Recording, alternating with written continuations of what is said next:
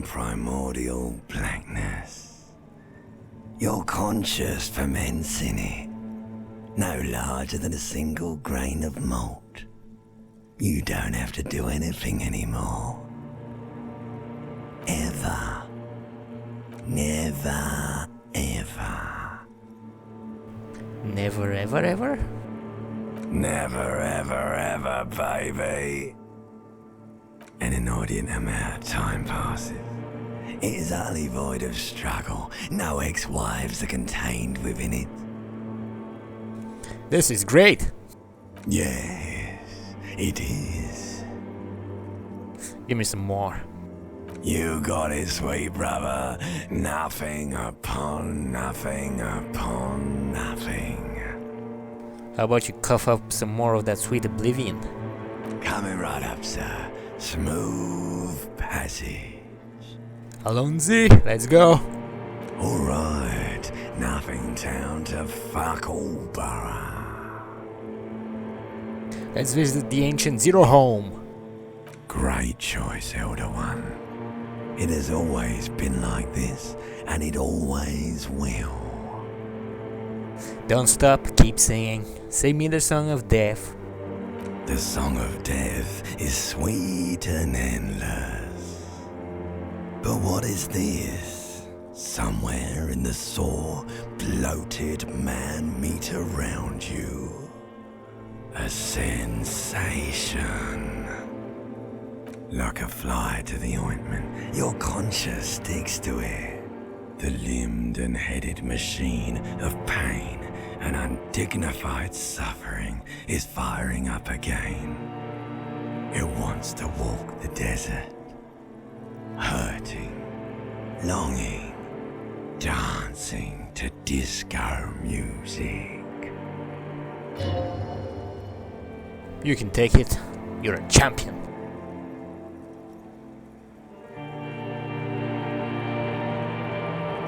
No, I'm not scared. I'm a champion.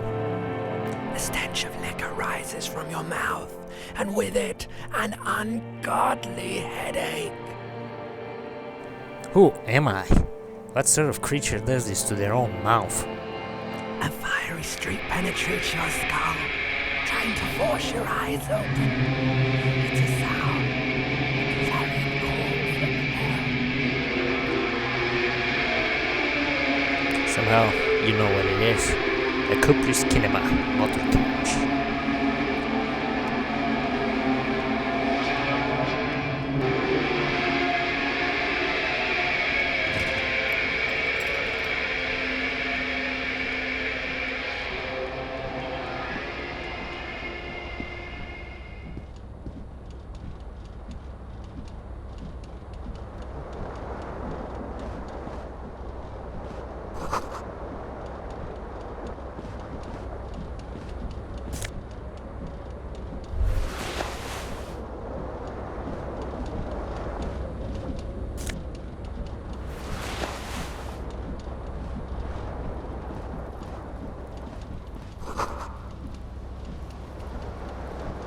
Words fail to describe how rank it smells in here.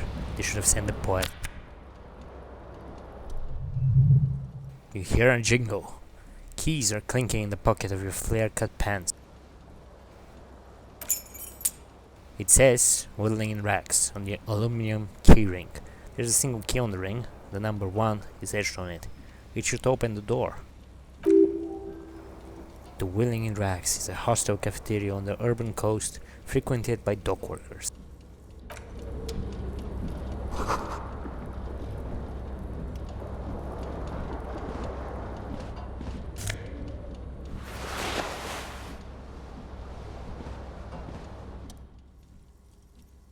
A mirror hangs above a bent and broken sink. In a fiercest discharge of masculine energy, someone has ripped half the faucet off. Was this not the same Ellen that founds empires and lays waste to cities, virile and caring towards the little things? Probably not. No. Hot water sprays from the faucet base and steam covers the mirror. You cannot see yourself, just a vague impression of a man. Suddenly, you realize you have no memory of the face that awaits you there underneath the soft vapor. Really? Nothing? Really? All recollection of the person you are, the people in your life, and even the world you're in has drowned in a sea of blood alcohol. This was no mere night of drinking, it was a deluge of world-ending proportions.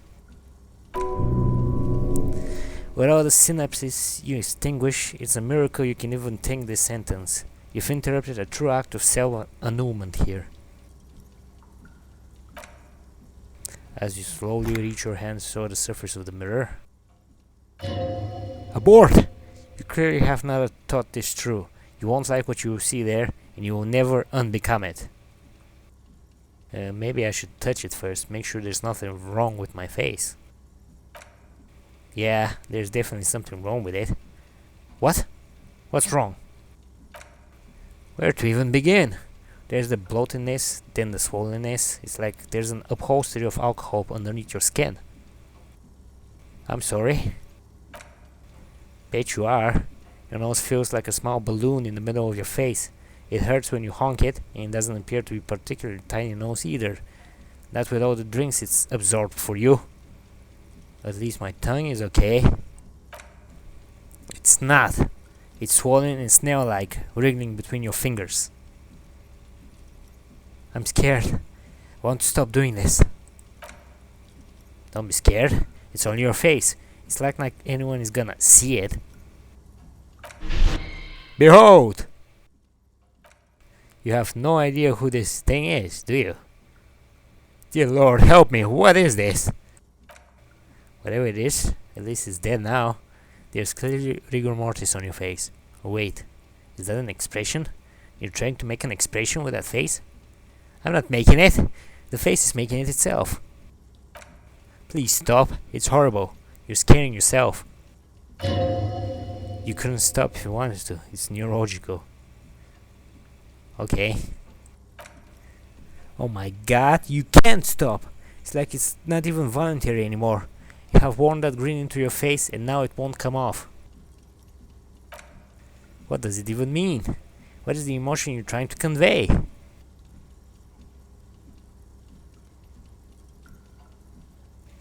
I'm insinuating that I'm vaguely sympathetic. I think I'm sort of pulling it off too, in a sad has-been kind of way. There is some charm to it. There might have been 10 years ago. It's a little more than a cadaverous spasm now.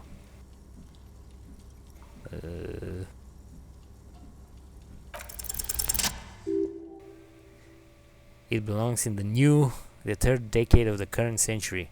Enough time has passed from the failure of revolution that, for a fleeting moment, free market economy seemed like the ultimate, uncontested way of life for our species. Okay. Things were good. It was smooth sailing. People made gold and champagne-tinted interiors and facades to suit the times, calling this the new style. But more importantly, disco happened. For Ravenho, your city, that meant only one thing: Kidam le million. If it doesn't rhyme, you're not pronouncing it right. Out of the dazzling spur of disco music in an open-air putain youth somewhere in Ravenho Waste, Guillem's blonde mane appeared on the screen. He sang some bullshit, then he made the expression. So I adapted it. Why? Everyone loved it. Maybe you thought some of the stardust would rub off on you? Maybe it did. Either way, it's all gone now. Only the grimace remains. I feel the need to add a clicking sound when I make it. Click, click. The click is used to spur on a horse. It also featured heavily in Guillaume de Million original mega hit Don't Worry, You Pretty Little Head. How long ago was the new? Some 20 odd years? There's a vast ocean of time between right now and the expression. Looking good on you or anyone. Humanity has run aground in that time. It's a different world now. The expression is a relic. Anything else? Like, who am I? Why did I drink myself into oblivion? You have some understanding of the near history of disco. The rest is darkness, aside from the useless fact that the motor carriage outside was a corpus cinema. I guess that's it then. It doesn't have to be. You can swoon over Guillem and his champagne cork smile whenever you want.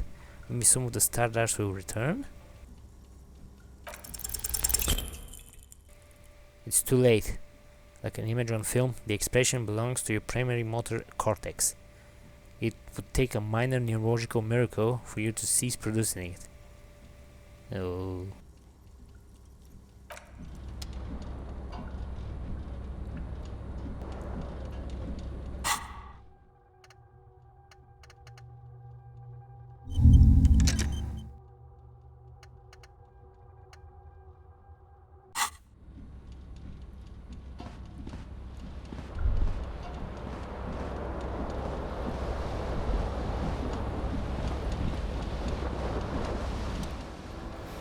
The window stands broken in its frame. Cold wind blows in it. The morning light hurts your eyes. It's hazy, but you see the ocean and some war-torn buildings.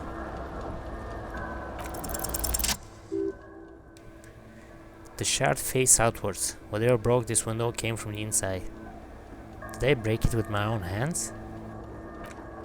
A fine web of scarring covers the back of your right hand, but none of it is recent. What did this then? More likely a projectile than a held object. There are no fragments on the floor from pulling a tool back in after impact. Wait, what am I doing? Something you've done before? It is too large for a bullet, yet too small for a piece of furniture. You're looking for something heavy and larger than your fist. Like the green shoe that's on the hat rack in the corner, which coincidentally is missing its friend. Congratulations, you smashed the window with your own shoe. Now you only have one. If you're lucky, you can still find the other on the balcony outside. The door to it should be outside your room. Maybe it wasn't me? You mean someone else took your shoe off and smashed the window with it?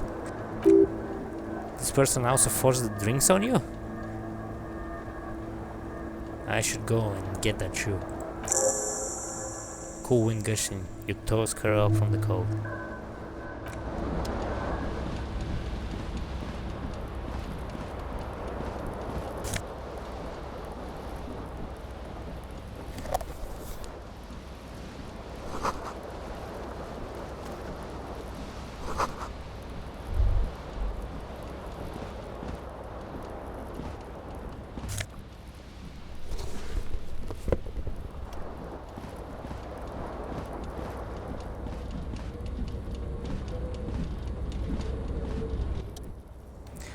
This fan has two chain pull switches. One ends in a tiny fan, the other in a light bulb.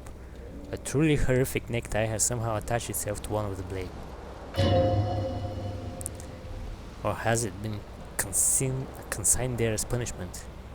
You feel as though this creature is your friend and wants to reattach itself to your neck so that you may continue your adventures together in this strange world.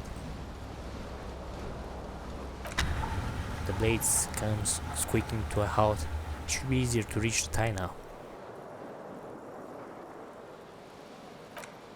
Terrible mistake! Turn the lights off immediately. You can practically feel the photons burning a hole in your brain.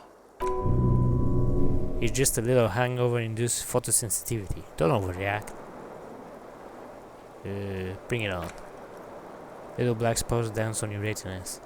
It's almost pleasurable.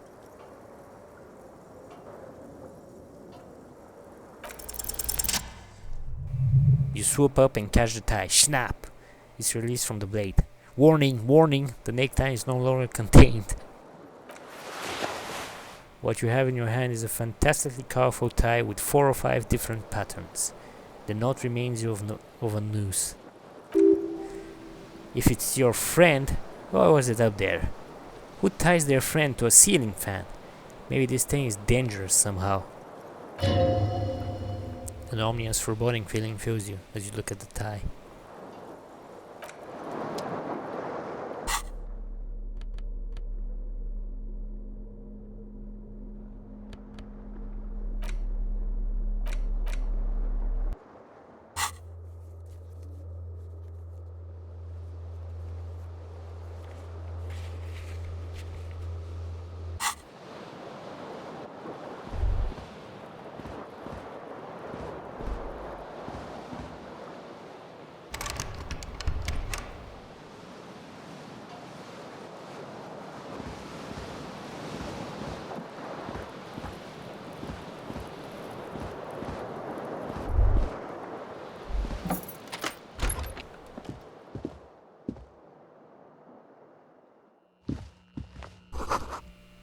calendar says March. The year is 51.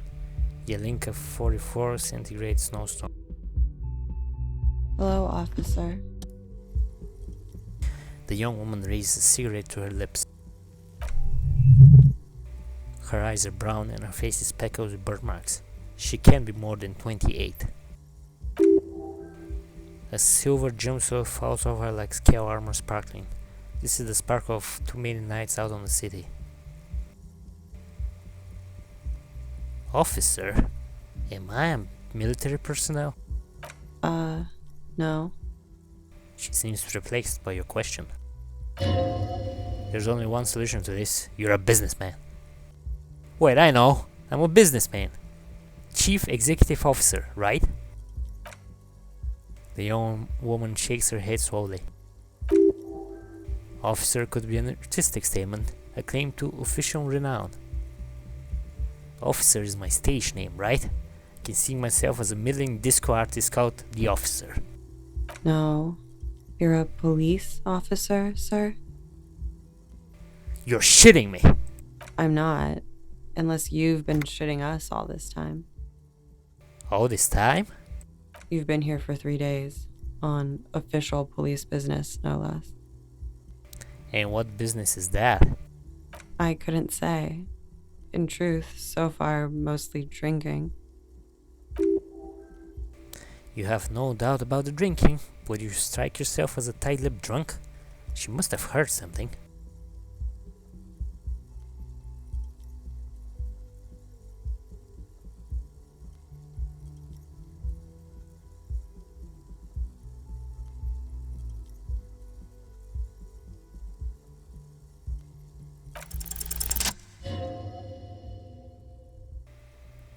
Try the expression.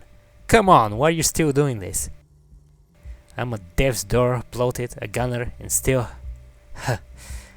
Does the longing ever stop? Alcohol raises testosterone level, especially in men, she says matter-of-factly. The levels remain elevated after inebriation ends and the pain begins. You seek comfort. It's only natural. She puts out the cigarette.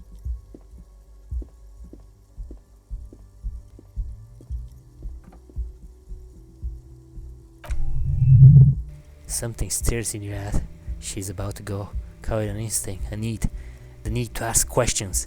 It's like you've said the words a million times before. She looks back at you, a light glinting of her eyes. Before you go, I have some questions for you. Yes? What is this place? Where am I? You're in a hostel, sir. No. Where are we? Where in the world? We're in Ravenhall. Ravenhall is the disgraced former capital of the world, divided into zones of control under foreign occupation, half a century after a failed world revolution. She's central to our moment in time. Should that mean something to me? You sure look like you're from Ravenhall. Ravenhall parties. Her accent suggests she is not from around here. She's from Orange, another part of the world. Tell me, is it 51 now? It's 51. What century? The current century. And that's what? What number? Centuries don't have numbers, they have names, and this is the current one. How many centuries have there been then? Civilization has existed for 8,000 years, sir. What's so funny? You're right, her expressions turn serious. There's nothing funny about civilization. She hates civilization. She feels betrayed by it. Your room is almost next to mine. Did you hear anything last night? There was the usual ruckus. She shrugs. Loud disco music. Did I have any visitors? I couldn't say. It's impossible to hear people speaking from over there. She nods towards room 3. Loud disco music? Oh yes, various artists, ostentatious orchestrations prime among them. She raises an eyebrow, waiting for the name to connect with you. Oh, that. Yeah. Woo. The less said about the better. Oh, we're huge where I came from. I was very young then, of course, like 7. Life gets hard, she sings. But we go on. In that case, doesn't life get hard because we go on? It mostly just gets hard, doesn't it? It would appear so. At around 2 o'clock, the disco stopped and there was a change of pace. What happened? A slow, sad song started playing, like organ music on repeat. That went on for quite a while. Some of the time you were yelling along to it. Was I singing this? Yes, there was a church in there. A really small church, like the smallest, saddest church in the whole world. It was about that, and also, what else? That it doesn't matter anymore. That we are alone now. It was difficult to tell. The song itself was very quiet and soft, but you sounded like a wounded boar, sir. It was hard to understand what you were singing on top of it. When you say wounded, do you mean that in a cool way? Like a wild beast? Yes, it was very cool. It's impossible to say whether she's been sarcastic or really means it. Then what happened? Then you started screaming and trashed the place. Are you sure I wasn't being assaulted? No, it didn't sound like there was a fight. It sounded like someone was trashing their room. A window was smashed, the tape player probably, the song stopped, and furniture too. A real Destructicon. There was a screaming, then I think you passed out. It prides me to hear this. Tell me there was more. There was. I think you screamed that you didn't want to be this type of animal anymore. I may have misheard, but it was sort of memorable. Sounds like you're in some real fundamental pain there, muscle man. I went out afterwards. Everything was quiet by then. Around 4 or 5, she nods. And that was it. Okay, we can go now. Glad to have been of assistance.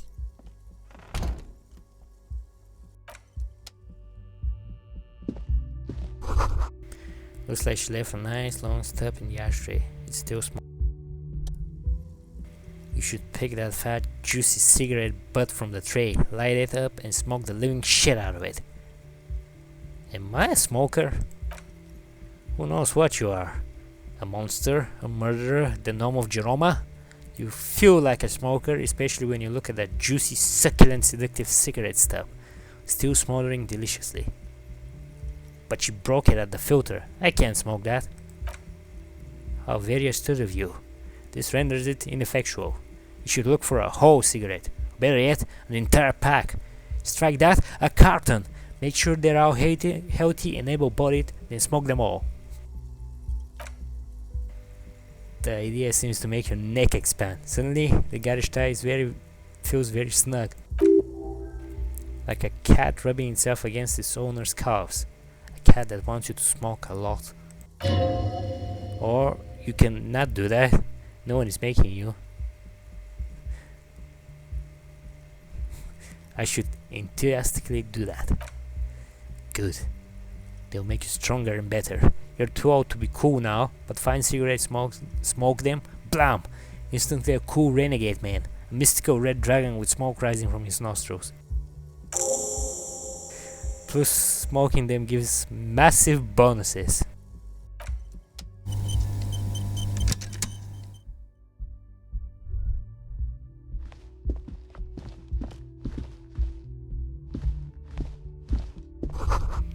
This is the weekend edition of the satirical newspaper Trompe le Monde. Nothing on the front page rings a bell. Strange.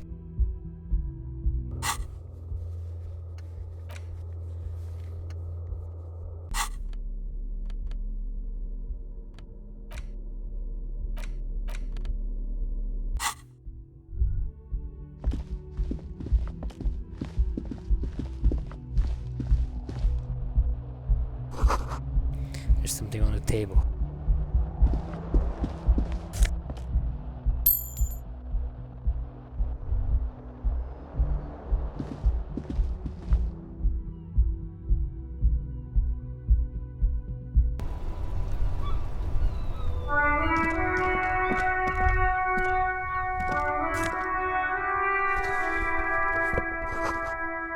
A gust of briny wind washes over you.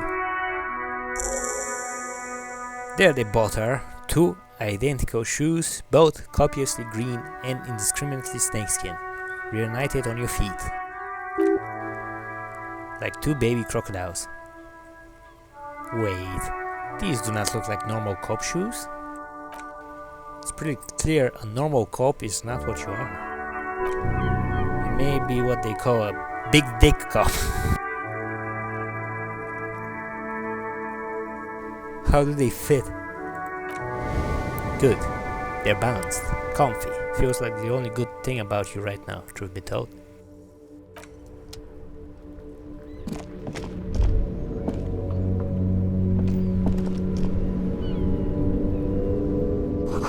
The smell of the sea makes you dizzy.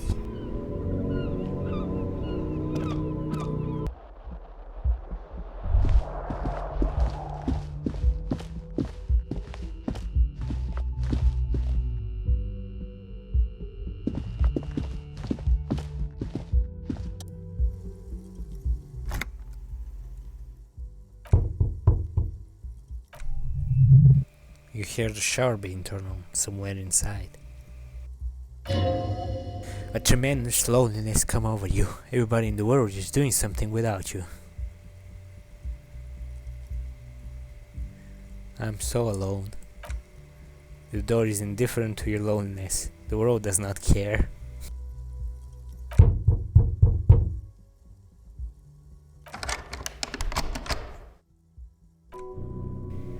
As you hold the metal in, you sense the warmth left there by her hand.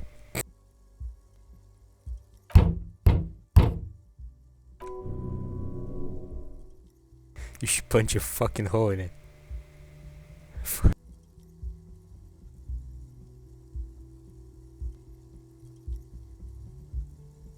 Fucking whore! That felt good. Everyone is a whore. Now punch a hole in the door. Don't! Everyone is a whore. What does that even mean? Breathe in and walk away.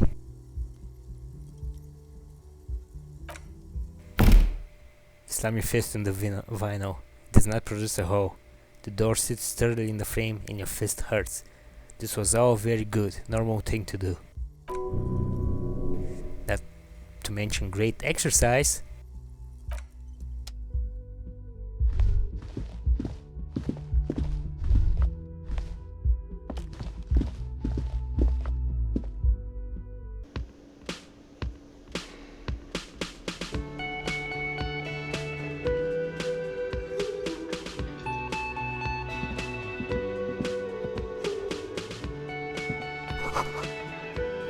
This is where the lyrics would be.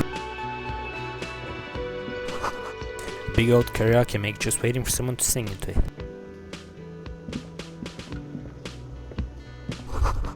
The speaker is connected to the radio.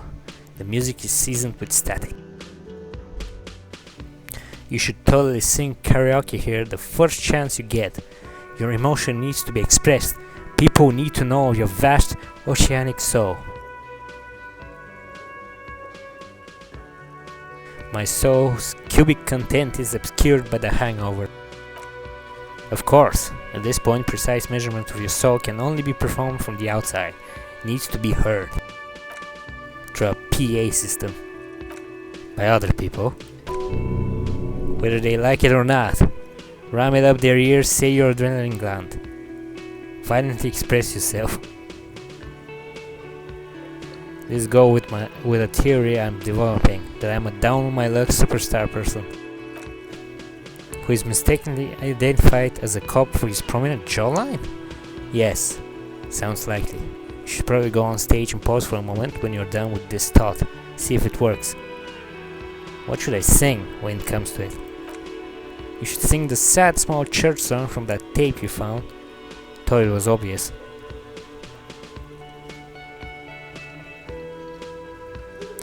I was thinking maybe I should sing something happy, like from those ostentatious orchestrations, folks. No, don't sing the happy song, it's stupid. Sing the sad song, it's profound. You would need another copy of the tape first though, the one upstairs is destroyed.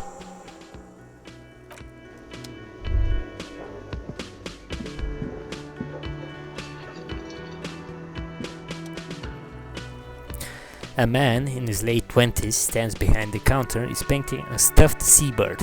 As you approach, he gives you a sideways glance, then looks down again. There was disdain in his eyes. Even now, he's purposefully ignoring you. Looks like he's not a fan. What's wrong? Don't you like the officer? Oh no. Oh no. You're a hero. A real hero cop. Could the massive property damage upstairs have anything to do with this? So not only am I a cop, but I'm also a hero. Yes, you are. A real decorated hero. What did I do? What did you not do? First, you took the body down. Then you solved the murder. Then you didn't trash my hostel room. Maybe you even negotiated the strike. I'm guessing I didn't do any of those things. You're right, you didn't. And it's only taken you 3 days not to. What have I been doing all this time? Have you seen me around? No, I haven't seen you around. Not always here. He looks down again and keeps plucking at the bird. A competent worker of taxidermy, the white and brown seabird lies among piles of coasters and dry mugs, one of its wings broken. The man is trying to mend it. Looks like the bird was ripped off the shield that was used to mount it, most likely on the wall. This is a great skua. The seabird is the symbol of the discovery of the Insulindian Isola, the part of the world you are in right now. The small steel stack says as much. The great skua. Sir Cocarius skua? Something about it makes you feel bitter. What happened to the bird? Look, your buddy is over there. He looks at the doors, where a man in a bomber jacket is tapping his foot on the floor. Why don't you go and talk to him, okay? What do you mean, my buddy? He pretends not to hear you, concentrating on the bird instead. Are you the bartender? No, I'm not the bartender. I'm the cafeteria manager. He's very animated all of a sudden. This seems like a touchy subject. What's the difference? I have 3 cafeterias to manage. 3. Sylvie tends the bar here, not me. I'm only standing in. Where did this Sylvia go? She just, you know. His eyes dart from left to right. This man isn't lying, but he is hiding something. She just... what? So now you're a cop? Forget it.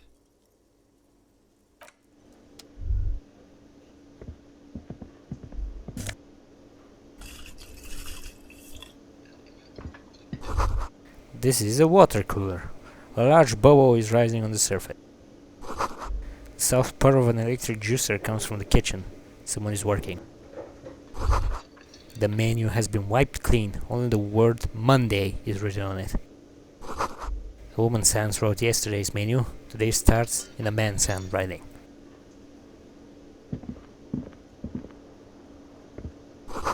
The door is bolted. A sign reads, "Kitchen reserved for personnel until 1." Inside, you catch a glimpse of onion paraphernalia, a strike poster, some rent pen. A sign reads, "Mess hall reserved for onion members, doors open."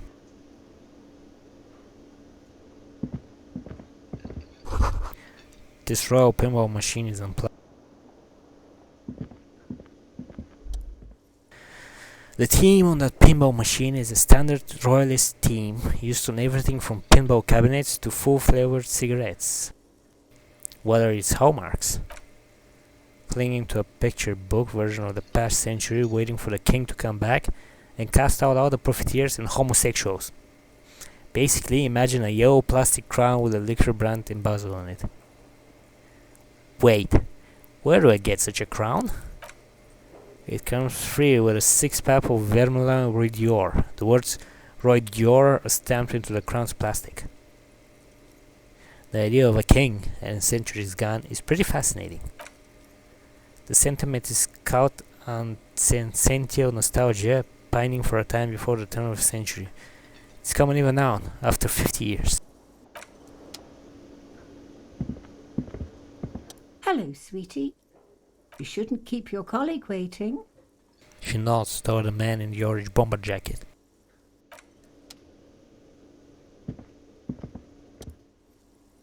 A bespectacled man in an orange bomber jacket is tapping his foot on the floor. Looks like he's waiting for someone. You. As you approach, he narrows his eyes and extends his hand in greeting.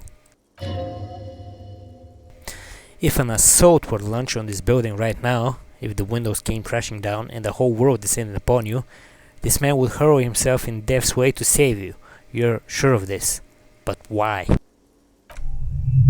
On the sleeve of his bomber jacket, as well as on its back, are the same enigmatic white rectangles as on your blazer. Hold on, who is he to me?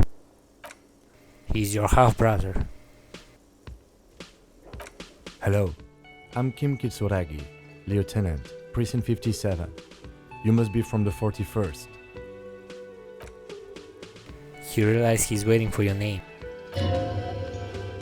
This is your chance to come up with a really good name for yourself. Get creative, conceptualize.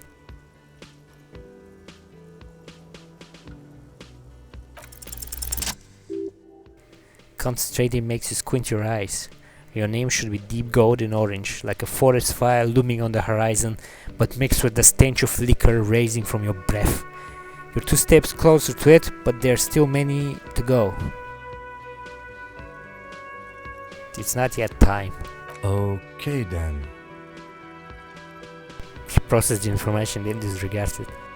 It looks like we had a little scheduling error on Sunday. Saturday too, actually. Have you had time to talk to the manager here? What he means is he has been trying to meet up with you for 2 days, but you have been otherwise occupied. You mean him? Not towards the cafeteria manager. Yeah, I just talked to him. If you don't mind, we should talk to him again. Ask him for a rundown of the area. Now that I'm here as well. I understand the scene is out back, right? It also wouldn't hurt to assure him the police are finally here. In full force, I mean. Have you mapped out the initial interviews? Yes, the police. I'm aware I'm a policeman. Right. And the interviews? He taps his foot, more out of habit than impatience. What interviews? At the 57th, we like to prepare an initial list of persons of interest and then just skim the surface. Prepare the field, get to know the players. You don't do that? Maybe it's not an inter-district practice. I have. Yes. Good. But even if you haven't, we'll have time for that after we take a look at the coroner's case. Have you removed the dead body from the tree? Dead body? Mm-hmm. I don't like dead bodies. Sure. But did you take it down from the tree? Look, man, you know? Yeah. Does that mean the body is no longer in the tree? No. So the body is still in the tree. This is the first time you detect awareness in the lieutenant's voice. It is obvious he would have preferred for the body to no longer be in the tree. Where it has been hanging for 7 days straight. We should go there as soon as we are done talking to the owner. What a shame. Get to it now. Rip that body down from the tree. What if I told you I'm not really a police officer? We all feel that way sometimes. There's no such thing as a police officer, I'm afraid. What remains is that there's a dead body in the tree. Someone has to figure out who put it there. If we don't, no one else will. And then soon after, dead bodies would be dangling from all the trees. He concludes, but first we have to take it down. How can you be so sure I'm from the police? I was sent here to meet detective from Precinct 41. You have the insignia of the citizen militia on your sleeve and on your back. He points to your jacket. I suppose you can be impersonating him. You could have gotten the insignia from the black market or forged it, but for now I'm going to set those possibilities aside. I'm not from the Inspectorate General. Inspectorate General means internal affairs. What he's saying is he's not from the Rat Squad, and he isn't supposed to suspect such things. Ah, you mean the Rat Squad. No need for derogatory terms, they're only doing their job. You said insignia. These white rectangles, you mean? Yes. But they are just white rectangles. They're not just white rectangles. They bear a halogen watermark with the letter RCM and a pattern resembling the street grid of Ravenhall West. Would ask you to step into the hell of my motor carriage, but again, it's not of my concern. I just need you to do your job. But should I have a badge or something? You mean you don't have a badge? I have my badge. I'm a policeman and I have my badge. Oh, there's a moment pause, then continues carefully. If you didn't have your badge, then that would be very bad. You would need to report it on my shortwave, but since you do have it, we can go straight to the task at hand. But I can't remember anything. He looks at you for a moment in silence. I can see you drank last night and the night before, and that you're still drunk now. But I've seen officers go through much worse. Much worse. If you need something for your headache, there's a general store nearby, but as I said, the dead body should be our #1 concern. Yeah, a painkiller will be good about now. This thing is pulsating with discomfort. The best cure for a headache is of course morphine. They won't have that, so cigarettes will have to do. Don't worry about the body, I'll rip it down. After it's been up in the tree for that long, any kind of ripping is inadvisable. Delicate goods, filling with stinking horrors. Let's roll. After you, officer.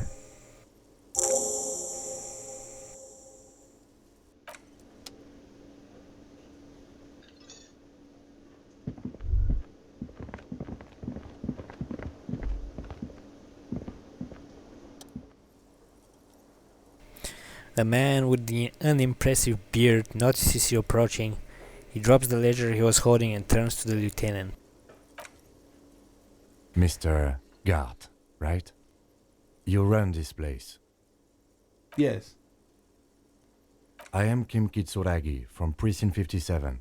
This is an inter-district investigation, so joining me from Precinct 41... What is golden orange like a forest fire, but smells like liquor? Are you kidding me? No, man, help me out. What is golden orange and smells like liquor? It's you. It's obviously you. You smell like liquor, and you're orange. See? Everyone agrees it's your cover scheme. We're on the right track with this name thing. Is this what you get when you call the police now? We've been waiting for a week here. Sir, I understand your concern, but we are here to do a job. And for us to do it, I need you to stay calm. Yes, of course. For a moment, the cafeteria manager fidgets under the lieutenant's gaze. Then he gives in. I know it took us a while to arrive at the scene, but it also took you a while to call us. It was you who placed the call, correct? No, I only just got here. It was probably Sylvie who called you. She usually works the bar here. I'm only temporarily taking over her duties. Do you have her number? As a matter of fact, I do. He looks behind a pile of coasters, finds a slip of paper and hands it to the lieutenant. This sounds like something you can use to call this Sylvie later. You said you just got here. From where? Are you a local? What? With Martinez? No, I live in Jamrock. I only sometimes come here to keep an eye on the place. This is just one of the many, many cafeterias I manage. But you still know your way around, yes? In case we need directions. Yes, I know where some things are. But as I said, I don't live here. I just used to work here. and I'm not going to start working here again, if that's what you think. I didn't imply that. Detective? He probably means this where you step in and ask your question. Who? Me? Mm-hmm. I have everything. You? Oh, you mean, do I have questions? Yes, he means do you have questions for me, like a police officer would? He thinks you're stupid, sire. Ask him about the body location before asking if you killed him. People give up information in the more innocent questions, which you can later use in the more sinister ones, not vice versa. Where exactly is the body? Behind the building there's a courtyard. He points to a kitchen behind him. They hoisted him up on a tree there. And how do we get there then? That's easy. See that dog there? He points to the west. First you exit through that, then to your right you should see a big hole in the fence. A really big one. You can get to the courtyard through there. No need for the keys. The hole is big enough for the Franco-Canarian cavalry to fit through. This band means the heavy cavalry of innocence, Franco-Negro, sweeping over the plains and nations of the enemies of mankind 5th century style. Unified currency and the concept of cool came in their wake. They wore lamellar and carried guns, but first and foremost, Franco-Nigerians' heavy cavalry was really wide. The hole in the fence must be enormous. Does he want you to feel guilty of making that hole? It's implied in his voice. Who killed him? I don't know who killed him. Not the police. That's your job. This is it. He said they hoisted him up on a tree. Who is this they if he doesn't know? Before you said they hoisted him up on a tree, who did you mean by they? Oh, he's a bit surprised you caught that. People are saying it was the union dock workers, that it was a lynching. Who exactly is saying that? The walkers, customers, the people who eat here. A lot of dock workers eat here. Sylvia told me everyone knows the dock workers did it.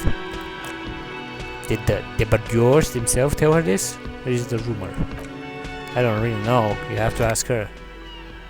Why would the dock workers lynch this man? Lynch. I would suppose it's because they have nothing better to do. You mean the strike? Yes, the strike. He makes a little quotation marks with his fingers. The man they hanged was a security guard for the harbor company. I hear a mercenary. The unionists probably thought they sent a message. Did you kill him? What are you, crazy? Of course I didn't kill him. Suddenly you tense up. Blood is being pushed to your muscles. You should hound him hard. The prey drive says. Did you kill him, Godhead? No, I didn't. You can tell me, Godhead. You killed him, right? I didn't. He turns to the lieutenant. I don't appreciate this. What is this? Why did you have to kill him? Do I have to answer him? He asks him. Is this mandatory? The lieutenant stands motionless, his expression unreadable. Did he hurt you? Is that why? Did you get some kind of sick kick out of killing him? What are you, an idiot? Told you I haven't killed anyone. Anyone? Have you killed someone else then? He ignores him. More! Press on, push through! Did you kill Sylvia? Fuck you, man! That's enough! Can't tell who the remark is aimed at, you or Garth. A very silent wave comes from the lieutenant, like the distant echo of a drum roll. It's approval. You have not entirely convinced me. He stares angrily at you. That's a real pity. I have another question. The lieutenant turns the page in the little notebook he's been scribbling in. Why did Sylvia go away? Haven't you asked me that already? What is it with you and this woman? She has nothing to do with this. No. Before I asked you where, now I'm asking you why she left. Okay, you got me. She went away because of the dead body out back, and because I asked for her number. That's why Sylvia went away. I hope you appreciated that. The lieutenant opens his little notebook at the cover. The number is safely tucked away in a small pocket. "Thank you," he says. "Didn't go well?" "I asked an employee out. She didn't want to come, but felt obliged to. It was a bad idea. Now what is so goddamn fascinating about that for you? It has nothing to do with the lynching."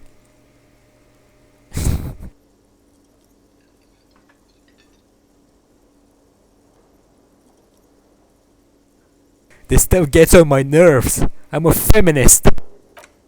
"What?" "That's right. If there's one thing I know about myself, is that I'm a total raging feminist." "Is that so, Mr. Feminist?" He catches the rest before it leaves his mouth, probably thinking it's best not to say anything.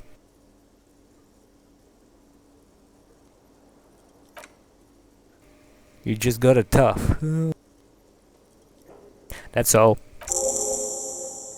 Let's go."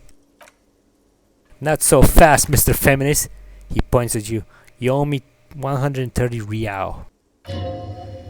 No one is saying the multi-pattern necktie you found tied to the ceiling fan can talk. No one. It must be merely imagination, but... Let's bail. Time to push the eject button. Sounds like a responsibility. You don't like those. No, don't listen to him. It's madness. Just talk. What's a real? Oh, excuse me. You owe me 130 real. He pronounced the R with a mock aristocratic accent. The IR, or Interrogate real, is the global reserve currency. Whatever part of the world you're in right now, it's safe to assume he means you owe him some money. By real, do you mean some form of street cred? No, you don't owe me street cred. You owe me money. You owe this establishment 130 real. He points to the red ledger on the counter. Who does that clown think he is? Arrest him! Did I just hear my tie speak to me twice? No one is saying that. No one is saying that tie can talk. That would be ludicrous. Just that you should arrest him. It'd be wiser. He wants to take your money. Great advice. I'm considering it. The lieutenant looks at you tugging on your garish tie. He puts his hand on your shoulder. If you don't have the money, it's okay. None of us are in this for the wages. That's cop for you. I have an offer to pay because I don't have any money either. What do I owe this place for? Let's see. He dramatically turns a page in the ledger. 3 nights at a tariff of 20 real comes to 60 real. Then there's the window you annihilated.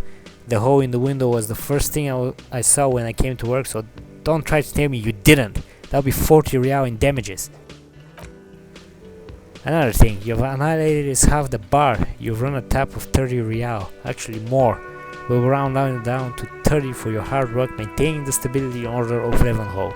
That's 60 plus 40 plus 30 equals 130 real. And yes, real is still money. But what exactly is money? What are you, a philosopher? Actually, I might be.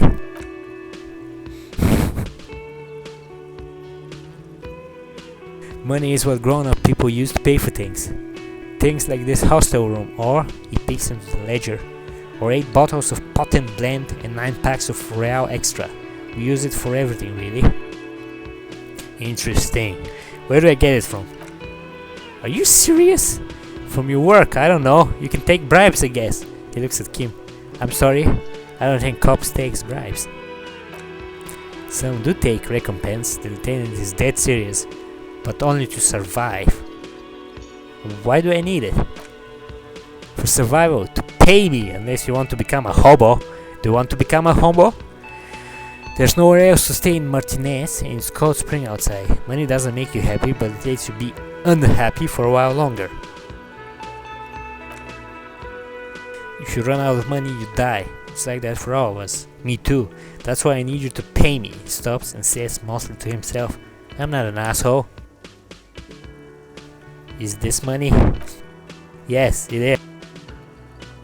That's 10 plus 10 equals 20, 40. I'm now down to 90, right? No, you see, there's a tinge of sadness in his voice. That's 40 cents. Cents, a form of currency 100 times smaller than the real. Not even going to take this. Come back when you have 130 real. 100 times smaller? Yes. But that's horrible. It is. He stands silently looking at the copper on the counter. For a moment, his antipathy is overcome by compassion from the sheer smallness of the money. Isn't it evil? The order of magnitude between what is asked of a person and what they have? Darkness rides. It does, doesn't it? There's a shuffle of nylon as Lieutenant Kitsuragi looks for something in the pocket of his orange bomber. You're under arrest! Yeah, arrest me, I haven't done anything.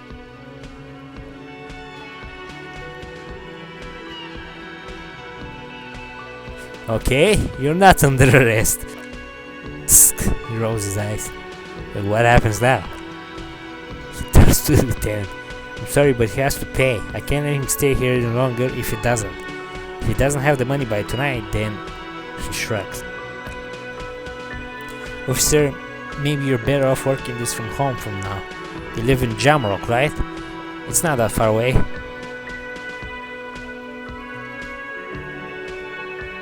I don't have a home. Officer, a pattern of creases appears on his forehead. You really need to take this up with your station. I have a shortwave radio in my car. Call them. Ask for assistance. Have to get this investigation started. The man wants to say something, then thinks better of it. Good luck.